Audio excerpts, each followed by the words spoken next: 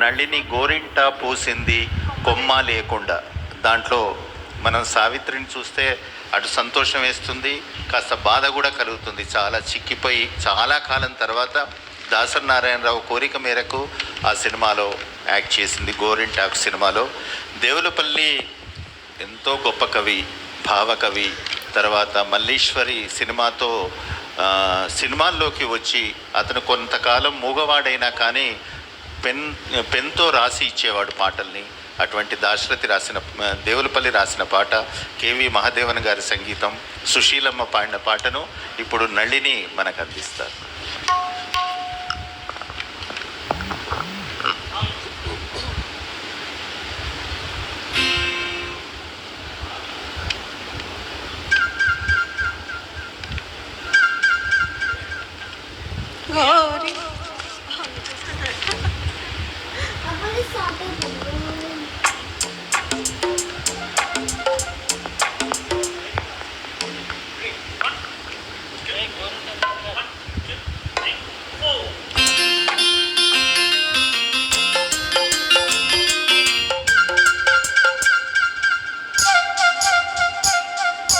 గోరింట పూచింది కొమ్మ లేకుండా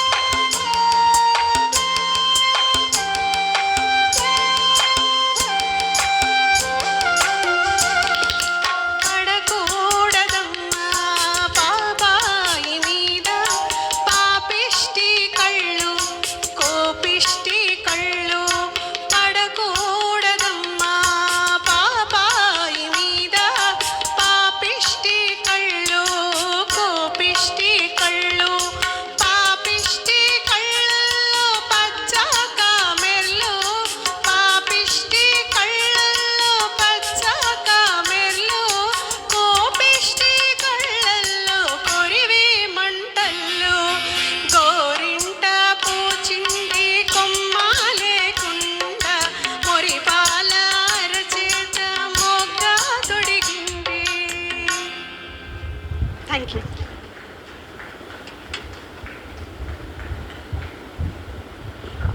thank you Nalini, చాలా చాలా చక్కగా మంచి